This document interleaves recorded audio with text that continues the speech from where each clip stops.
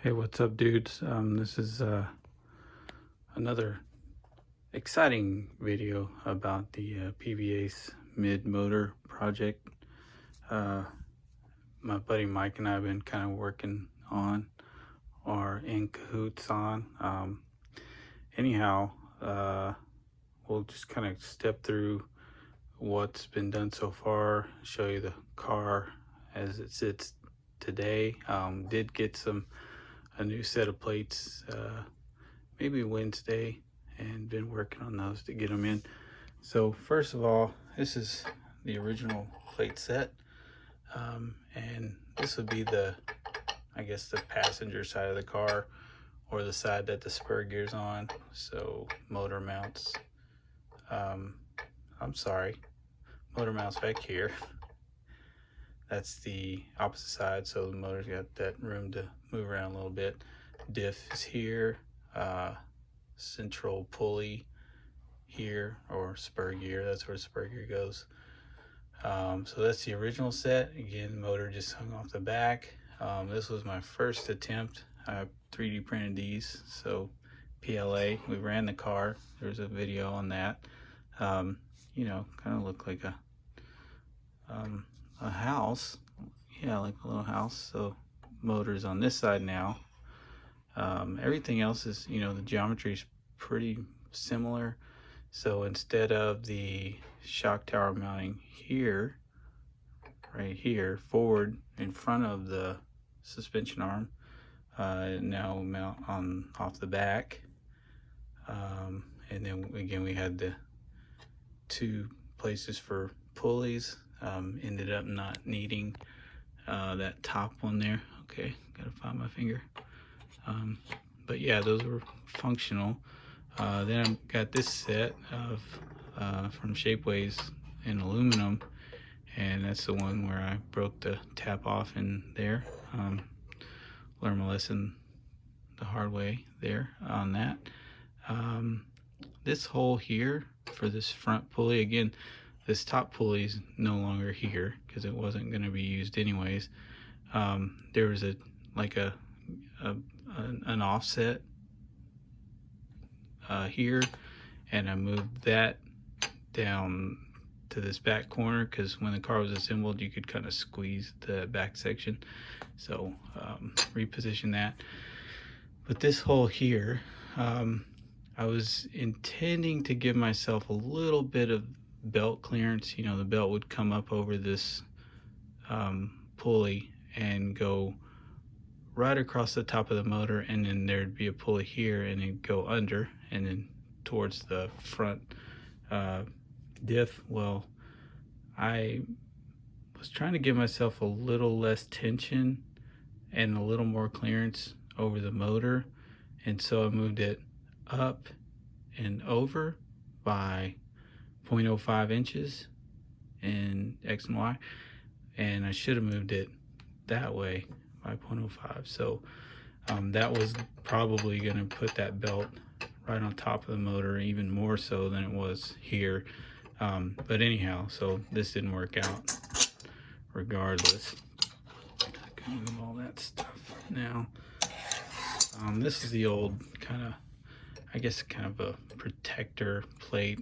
It gave, I guess it used to mount something like that. Something like that. There's some holes here and there for, probably have it, thought it goes like that. Yeah, something like that. And, you know, I guess it gave you a little place for the Lexan dust protector or whatever, and also a place to mount like a Lexan gear cover. We don't really have that on the new layout. Might have to think about that. I don't know if their prototype pictures had something like that in them, but this is the latest set. Light's not great as always, but I think one of the major differences is this front lobe here, I call it a lobe, is now flat on the bottom. I figured that'd give me a little more rigidity in mounting this upper chassis deck to it. You know, it's just under there, but with that round, if you flex the chassis, it's almost like that upper chassis plate could kind of roll, or this whole thing could kind of tweak. So I flattened those out on both sides, that one as well. So we'll look around there. And also it kind of fits with what they did on the front, you know. I don't know what you'd call that, but it sort of seems to fit better with the overall design.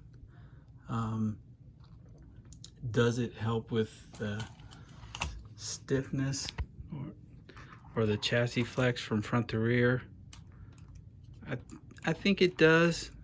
I'll have to go back and look at that old video. I don't see as much. I mean, the whole thing used to, this would tweak and then this would tweak. I don't see as much of that now. In addition to that change, you know, this was my 3D printed version. This is that nylon 6 material from Shapeways. It definitely, you know, I kind of had them out side by side the other night, and definitely that's more rigid. But again, it is still a piece of plastic, so certainly not as good as whatever the hell this is. If I were a true maniac, I would just cut this and make it fit. But it kind of goes into something that, you know, I was thinking about as I'm doing all this. I like to be able to undo my mods. I know I've said that in some of the videos, but or one of them at least. This car can be converted right back over to the original rear motor design. I've kept all the parts. These are unmolested. You know, got all the stuff that I need. Original belt.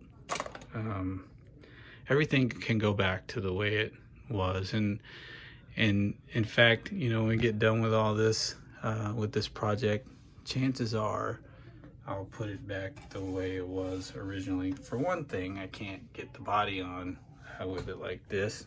We've already seen how that fits, but okay, so moving on. I did also kind of carry over that little thin ring of aluminum to sort of match the original. Now this was necessary. This certainly is not. It's more for a bling, you know, versus just having a big open hole there. I thought it might give me a little bit more rigidity here, but I don't think it really adds a whole heck of a lot. That's a pretty beefy piece of aluminum there. And also it's not really doing a great bit. What else? Oh yeah, on the back end here, I added those little notches for that rear shock tower to kind of slide in, and then I run the bolts through it. I just didn't like the fact that this guy was just hanging out off the back of here. You know, if not that this is ever going to see a racetrack again, but that guy would probably come right off in a good crash the way it was. Maybe not, but just, you know, since I wasn't having this actually machined on a mill, I thought, hey, Shapeways can print that out for me, no problem. And it actually worked out pretty nice. I like that. It does feel definitely more, a little stronger. This is that gearbox standoff or offset, whatever I was talking about here, that used to be up on top. I think there's a hole here for you can have something to secure the Lexan dust cover to. I just put it out like that in case I don't have any of that, but maybe one day. What else is there? Really, that's about it. I don't know if I can see underneath without snapping something, but everything's in place, man. Probably gonna give it a little run. I haven't counted how many teeth that is, but that's a big ass pinion gear, and you can see that you really don't have any more room for a larger pinion than that. I'll have to do some teeth counting there to see what that is, but the car, it can go pretty quick with that one. I don't think we need any more room there. I would like to replace that with a finer pitch gear. These are very loud, and I don't know. I'd like to go with something that was a little quieter and smoother and stronger if we can. But yeah, I'll quit jibber jabbering, man. I just really excited about this. I have not put grub screws in those to kind of secure that eccentric bearing carrier in place. Again, this is a CAT XLS main belt. This feels a little stiff. I think that's a bit too tight. This guy can rotate a bit, and also the diff can rotate a bit, so I might try to loosen that ever so slightly. But yeah, man, this thing is I'm gonna call it good. We're gonna keep working on a different version of it, but for me, I'm probably okay with that. Now, this was on my previous, when I ran the car, this was on there. This was Shapeways part as well, and it's got these little grooves here and a little gap so that it would sit on this, and kind of, you can slide it back and forth, and you got clearance for the belt underneath there, and a place to mount your electronics here. This is more how it was originally. Of course, you'd have some Lexan to cover that. I don't know where in the hell you're supposed to fit your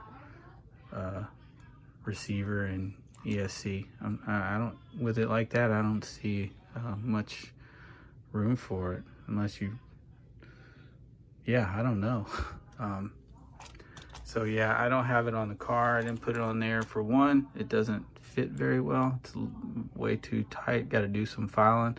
And then two, I just wanted to be able to see this. I wanted you guys to be able to see this more clearly.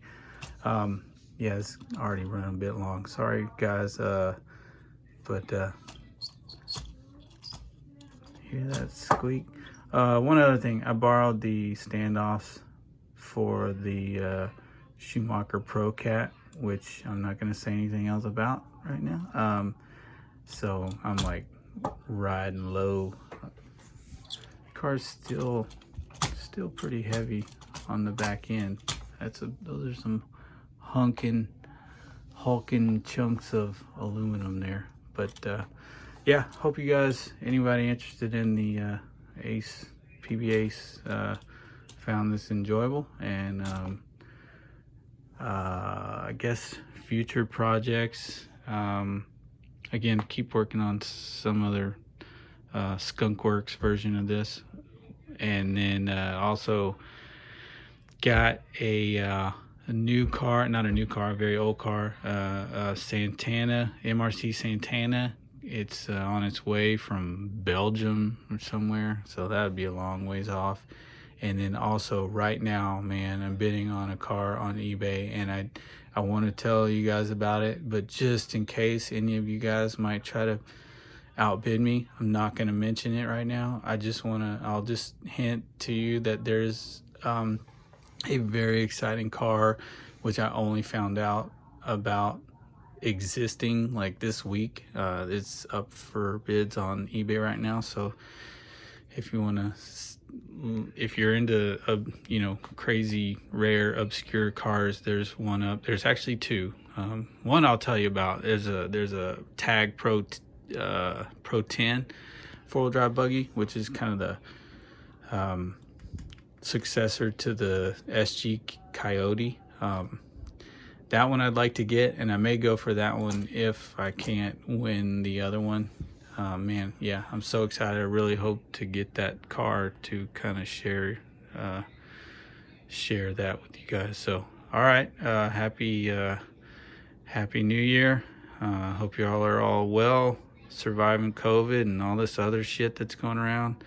Take care of yourselves, and I'll talk to you soon. All right, bye-bye.